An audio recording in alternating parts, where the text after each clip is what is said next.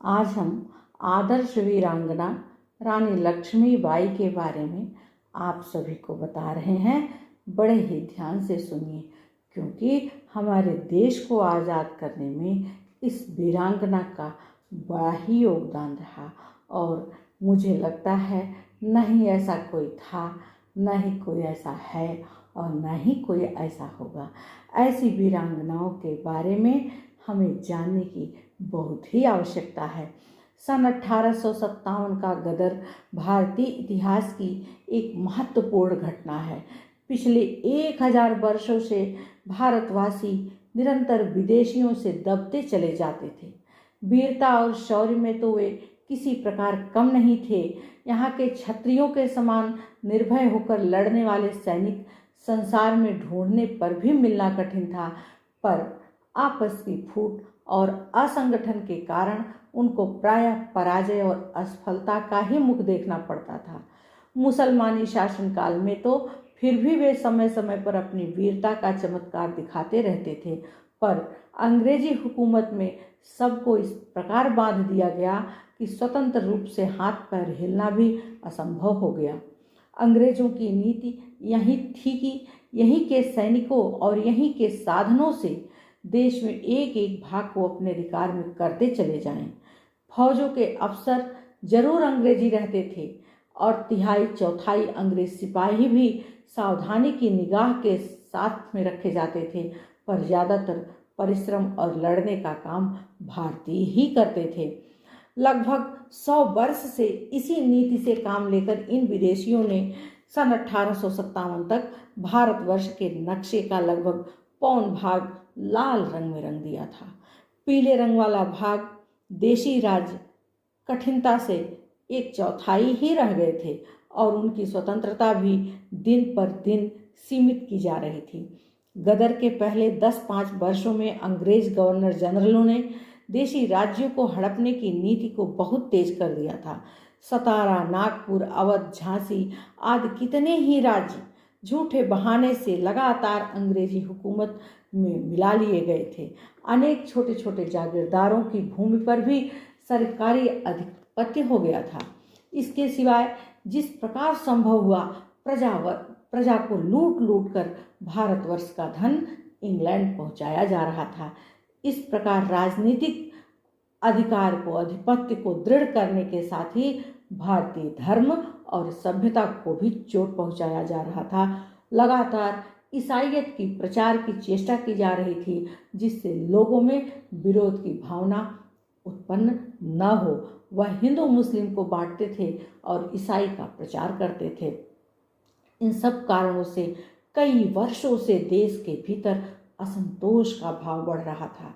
उस समय न ही प्रेस था, न ही समाचार पत्र था, न ही आज की तरह सोशल मीडिया था। इसलिए प्रचार बहुत तेजी से नहीं हो पा रहा था, जिनके कारण असंतोष और भी गहराई से उसका जड़ पकड़ती जा रहा था। वह भीतर ही भीतर घुमड़ रहा था। अकस्मात सिपाहियों को दिए जाने वाले कारतूसों में गाय और सूअर की चर्बी होने की एक अफवाह उड़ गई और भारतीय सेनाओं का एक भाग विद्रोह करने पर उतारू हो गया। जिन लोगों ने राज्यों और जागीरों को अन्यायपूर्वक छीना गया था, उन्होंने भी इस आग को और भी भड़काने में सहयोग दिया। कुछ ही सप्ताह के अंदर देश के कई प्रांतों में करीब 1000 मील तक फैले भूभाग में विद्रोह की अग्नि धूं धूं कर जलने लगी। झांसी की रानी लक्ष्मीबाई भी इसी भारतीय स्वतंत्रता के लिए आरंभ किए गए रण यज्ञ की एक विशेष देवी थी। यह नहीं कहा जा सकता कि इस योजना में गढ़ने में भी उनका भी हाथ था या नहीं। अंग्रेज इतिहासकारों ने तो इनको भी इस घटना का उत्तरदायी बहुत कई बार बतलाया गया है। भारतीय लेखकों के मतानुसार तो यह कहा जाता है वह उनको संयोगवश ही इसमें भाग लेना पड़ा। कुछ भी हो, जब एक बार मैदान में आ गई तो उन्होंने वह जौहर दिखलाए जिसकी शत्रु सेना को आशा नहीं थी। और तो क्या, अंग्रेजी सेना के एक बड़े सेनापति सर ह्यूरोज ने जिन्होंने झांसी, कालपी और ग्वालियर में विद्रोहियों की बड़ी बड़ी सेनाओं को हराकर फिर से अंग्रेजों की सत्ता कायम की थी और जिनसे घोर युद्ध करते हुए ही रानी लक्ष्मीबाई ने आत्मोत्सर्ग किया था, इनकी वीरता की मुक्त कंठ से सराहना की थी। उन्होंने तो कहा था कि आज तक इतिहास में रानी लक्ष्मीबाई जैसा कोई नहीं था। सर ह्यूरोज के इस कथन को पढ़ सहसा मुख से निकल जाता है कि खूब लड़ी मर्दानी वह तो झांसी वाली रानी थी। कालपी और ग्वालियर तीनों ही स्थानों में सर ह्यूरोज की सेना से खूब लड़ी और उसको नाको चने चलवा दिए। सच पूछा जाए तो अन्य सब विद्रोही सरदार अंग्रेजी सेना के सामने एक भी जगह नहीं ठहरे, पर लक्ष्मीबाई ने उसका डटकर मुकाबला किया और बार बार अपने शत्रुओं को मुंह तोड़ जवाब दिया।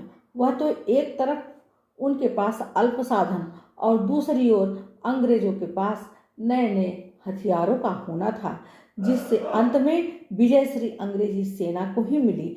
पर अकेली रानी लक्ष्मीबाई ने जिस प्रकार सैकड़ों सैनिकों का मुकाबला करके बीसियों का धराशायी कर दिया, उसका उदाहरण उस युद्ध में दूसरा नहीं मिला। इसी से प्रभावित होकर यूरोप के प्रसिद्ध रण क्षेत्रों के विजयी सेनापति और वीरों की सच्ची कदर करने वाले सर ह्यूरोज ने अपने उद्गार प्रकट किए, जिसमें कि एक उनके बारे में एक छोटी सी कविता सुभद्रा कुमारी चौहान द्वारा गाया गया है कि खूब लड़ी मर्दानी वह तो झांसी वाली रानी थी, खूब लड़ी मर्दानी वह तो झांसी वाली रानी थी। और अगले अंक में